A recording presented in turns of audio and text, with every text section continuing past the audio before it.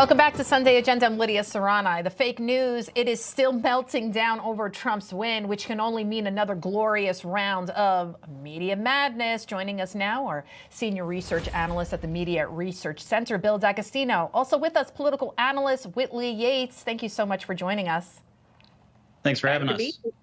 Whitley, over on The View, there was a new phrase making the rounds this week. At least we're hearing it much more than we ever did. Take a look. And there is also some bribery accusations.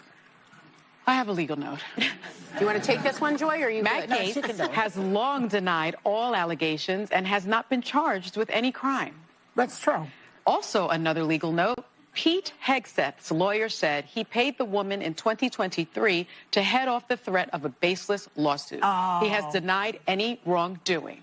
If we're wrong, we have, the legal note here. The human legal note? Sorry. Legal note. I have a legal note. Another legal note. And then she's wearing that Beetlejuice type of Michael Jackson wannabe oversized blazer. Whitley, you're the fashionista. I like some fashion too. What the heck is going on? The legal department is very busy at ABC. ABC doesn't want to be MSDNC, and so they have to do these legal notes because they have realized that The View is unhinged. The things that they say, the accusations that they make are completely baseless. And so to protect themselves from being sued, they now have Sunny Hostin giving legal notes left and right, an oversized baggy suit blazer. I'm not surprised that we're seeing this specifically with MSDNC on sale and on the chopping block being the least liked brand of the NBC brand. Yeah, Rachel Maddow, poor thing. She only works one day a week, and her $30 million salary now down to a measly $25 million. I will cut my hair short. I will put on some glasses to work one day a week and get $25 million. Sign me up. Sorry, no offense. I mean, seriously, that is a lot of money. Joe Rogan, he's been calling out the fake news. Take a look what he said here. Reading something about CNN's ratings and MSNBC's ratings post-election. They've crashed. All these left-wing kooks on YouTube are hemorrhaging subscribers, where people go, you guys are out of touch, you're not accurate, you're delusional, and people are speaking with their subscriptions, and they're speaking with their purchasing of the Washington Post, and they're purchasing the New York Times. They certainly are, Bill, to what Whitley was just talking about, too. Yeah, the thing is, I don't think that there were a lot of just average Americans watching MSNBC at this point anyway. I think that what's going on with all of these viewer numbers cratering and a lot of cancellation of subscriptions to, say, the Washington Post, New York Times, et cetera, is the left are just kind of burnt out, right? I mean, they barely made it through the first Trump term. They finally got their guy in, and we're still screaming bloody murder about Trump the whole time.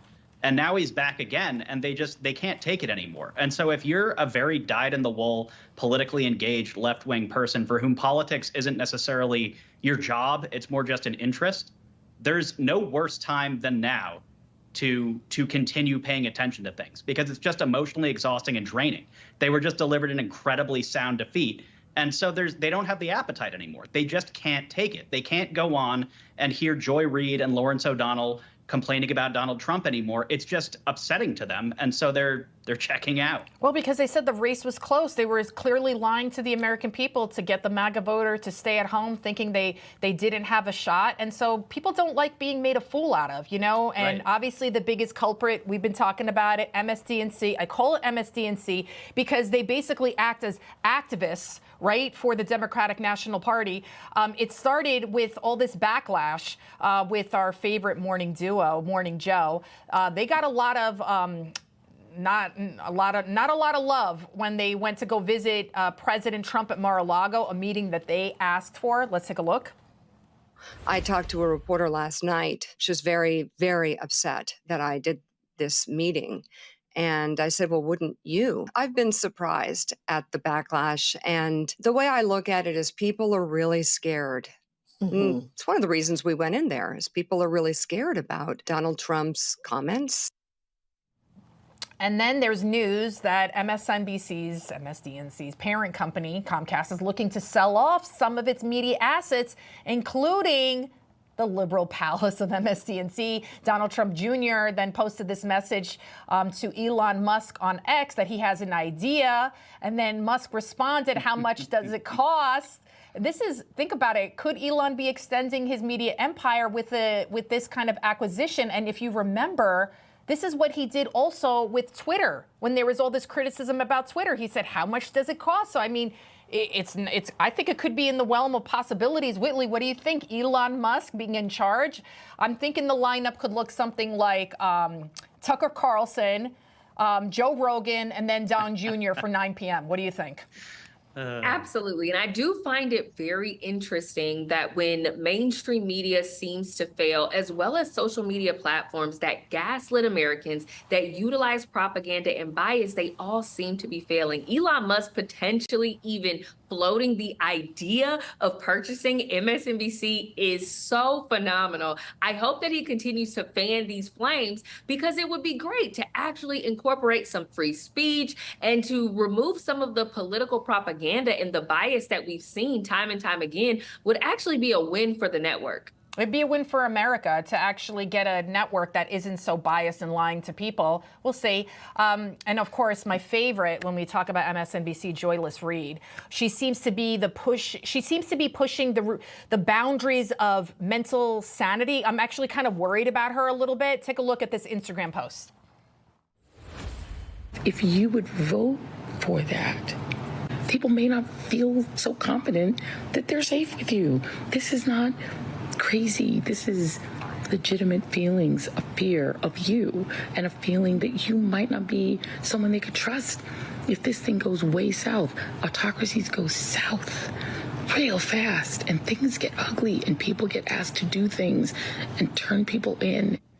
I wonder what her bosses think when they see these type of videos. She's talking there about, like, don't be surprised if you get disinvited to Thanksgiving dinner, and that we should all be afraid of the Trump supporter. I'm kind of scared for her that she has such a severe case of Trump derangement syndrome. What do you think, Bill?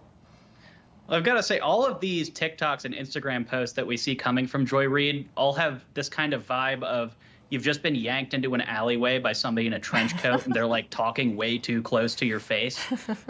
It's super uncomfortable. But yeah, it's funny to see Joy Reid saying this, because just after the election, Rachel Maddow was saying we need to try to build as many bridges with Trump people now as possible. Basically saying, you know, get back in the good graces of all the people that we encouraged you to alienate so you can proselytize to them and bring them back to our side. Joy Reid apparently has gone in the other direction. It's scorched earth. It's, if you voted for Trump, you're out of my life. Let's see how that works out for her. It's not working out for her show's ratings. It's not working out for her network. And I mean, look, they don't do ratings for Joy Reid's personal life, but I can't imagine those would be very good either right about now. I can.